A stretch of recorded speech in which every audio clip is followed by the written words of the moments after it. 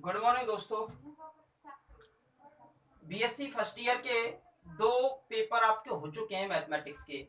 तीसरा पेपर आपका बचा हुआ है 3D या त्रिविम निर्देशांक ज्यामिति या three dimensional geometry and 2D। और इसके साथ में एक किताब और आती है वेक्टर कैलकुलस। तो 3D और साथ में भी आएगी आपकी 2D और एक आएगी वेक्टर कैलकुलस। 2D से आपकी एक यूनिट, वेक्टर से आपकी एक यूनिट, यूनिट नंबर 5 और यूनिट नंबर फर्स्ट यहाँ से आएगी। और 3D से आपकी 3 यूनिट, टोटल 5 यूनिट आपकी आती हैं। दो पेपर आपके हो चुके हैं, एक पेपर आपको बचा हुआ है।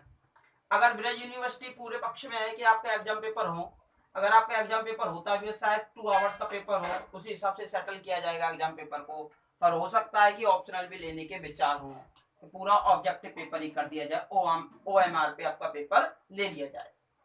अब दोनों बातें हैं भाई, एग्जाम पेपर तो होना ही है और हो भी सकता है और नहीं भी।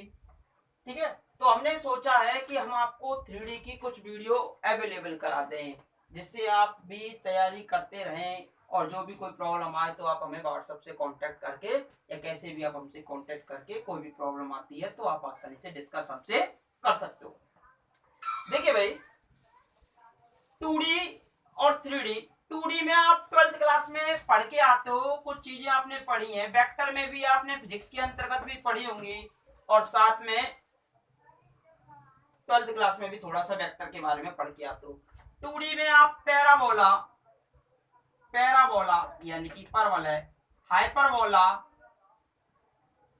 हाइपरबोला यानी कि अति परवलय, पैराबोला परवलय, हाइपरबोला अति परवलय, और इलिप्स यानी कि दीर्घवृत्त। 3 कॉन्सेप्ट होते हैं यूनिट नंबर फर्स्ट के अंतर्गत, जिसे आप पढ़ के आते हो। एक हमारे ऐसे इस हाइपरबोला से एक बात याद आ गई। एक टीचर थे, जब पढ़ाते थे तो परवलय आपने पढ़ा हुआ इस प्रकार।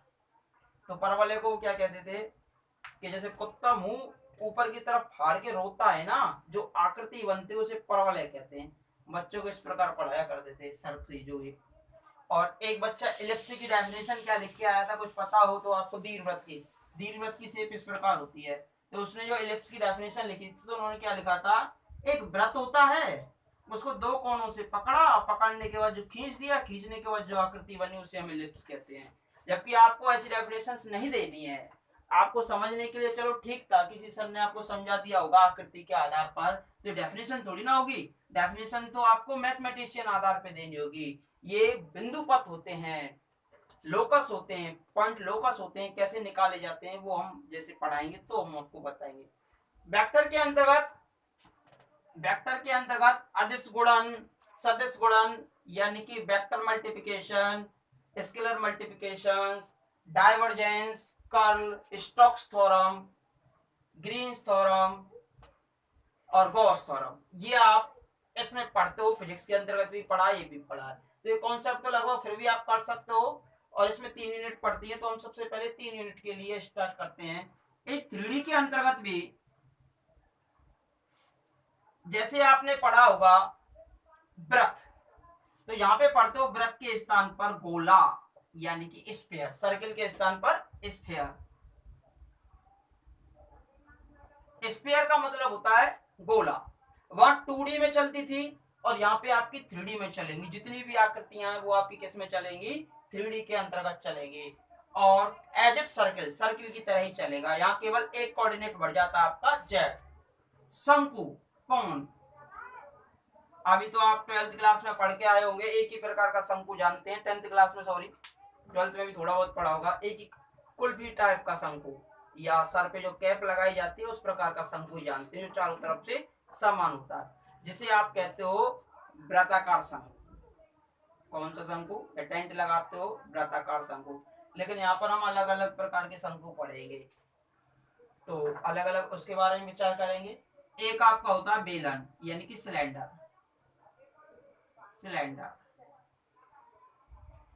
अब एक होता है आपका सांकवच, सांकवच, सेंट्रल कॉनिकॉइड, सांकवच, जिससे गोला आता है सांकवच को आसानी से कर पाएगा। एक होती है आपकी जनक रेखाएं, जनक रेखाएं यानी कि जनरेटिंग लाइंस। और एक होता है आपका समानयन वाले समीकरण। रिड्यूसिबल टू होमोजेनियस इक्वेशन, सामान्य वाले समीकरण। ये हमें 3D के अंतर्गत पढ़ने होते हैं। मैं पहले तो थोड़ा सा कॉन्सेप्ट आपको बता देता हूँ 3D और 2D। देखिए डायमेंशंस की अगर आप बात करते हो डायमेंशंस की, तो डायमेंशंस कितने टाइप की होती हैं, या 3 ही प्रकार से हम किसी वस्तु का अध्ययन कर सकते हैं। तो हम ज्यादातर स्पेस में 3D में अध्ययन करते हैं सभी वस्तुओं का। लेकिन जब आप एमएससी करते हो तो आपको नजर आएगा कि एन डायमेंशनल पढ़ रहे हैं, फिजिक्स में भी हम एन डायमेंशनल पढ़ रहे हैं। फिजिक्स के अंतर्गत आपने पढ़ा होगा चतुर्बिंब संवेग, चतुर्बिंब, फोर्थ डायमेंशन मोमेंटम, चतुर्बिंब संवेग। चतुर्बिंब संवेग में चौथी जो डायमेंशन होती है वो टाइम मानी जाती है। क्या मानी जाती है? टाइम, काल्पनिक समय को माना जाता है। तो आपने देखा होगा जैसे कोई पिंड या कोई, जैसे ट्रक की बात कर लीजिए, ट्रक अगर रोड पे चलता है तो जैसे ही घर्षण बल लगेगा तो घर्षण बल के कारण उसके वेग में भी परिवर्तन होगा, उसके संवेग में भी परिवर्तन होगा, उसके टायरों में भी परिवर्तन होगा। किस किस तो उसकी जो पोजीशन है, उसकी जो गति है, किन किन चीजों पर निर्भर कर रही है, वो सभी आपके किस में आ जाएंगे? डायमेंशंस में ही आ जाते हैं। तो यहाँ तो हम नॉर्मली बात कर रहे हैं लंबाई चौड़ाई मोटाई के आधार पर। तो 2D और 3D में आपने देखा होगा कि अगर जब आप मूवी देखते हो, जब कोई व्यक्ति 10 मंजिल से ऊपर से कूद के छलांग लगाने के बाद नीचे जमीन पे मर जाता है, तो आपने देखा होगा जब उसकी बॉडी को वहां से उठाकर ले जाते हैं तो व्हाइट पाउडर से उसकी आकृति बना दी जाती है जिस शेप में वो मरा है। जैसे इस शेप में वो मरा है तो उसी शेप में उसकी क्या बना दी जाती है? आकृति बना दी जाती है जिस शेप में वो मरा है।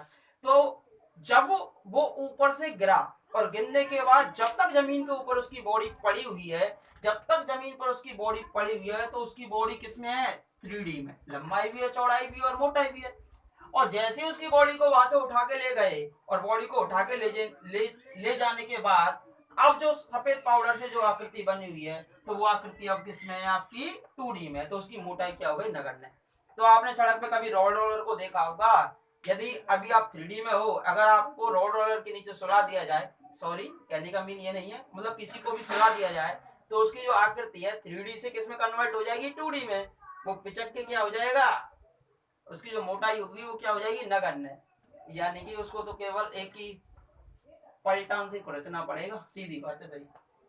तो आप क्या कह सकते हो कि 2D नगण्य, मोटाई को नगण्य कर दिया जाता है। जैसे वृत्त है, आयत है, त्रिभुज है, ये सभी आपने आकृतियां पढ़ी होंगी। और 3D के अंतर्गत मोटाई और आपकी आ जाती है। जैसे गोला है, शंकु है, बेलन है और शंखवज है और जनक रेखांश। बेलन आप जानते हो सिलेंडर की शेप होती है, ठीक है, वो कैसी भी हो सकती है, वो डिपेंड करता है कि जरूरी नहीं कि चारों तरफ से समान हो। ऐसे शंकु की भी जरूरी नहीं कि चारों तरफ से समान हो। गोला आप जानते हो। शंखवज, सड़क पे कोई भी पड़ा हुआ पत्थर हो और वो पूछे आपसे कि किसकी डिजाइन है 3D में, तो आप क्या कहोगे? शंखवज। जनक रेखाएं, बैठने का मूड़ा देखा है, तो वो अगर इस प्रकार स्टिक और उसको इस प्रकार घुमा दिए तो इस प्रकार उसकी वर्टिकल लाइंस आती हैं, तो ये तो इस प्रकार, तो जनक रेखाओं समानयन वाले समीकरण। तो हम जैसे ही अब आपकी नेक्स्ट वीडियो जाएंगी उनमें हम आपको सबसे पहला जो टॉपिक है वो क्या स्टार्ट करेंगे? स्फीयर। अगर आप चाहते हो कि हम 3D को पढ़ाएं आपको ऑनलाइन या यूट्यूब पे वीडियो अपलोड करें, तो आप ज्यादा से ज्यादा शेयर कीजिए और ज्यादा से ज्यादा फर्स्ट ईयर के स्टूडेंट्स को इंट्रोड्यूस कराइए हमारे बारे में, जिससे हम ज्यादा से ज्यादा आपको स्फीयर से रिलेटेड या 3D से रिलेटेड वीडियो प्रोवाइड कर सकें। धन्यवाद।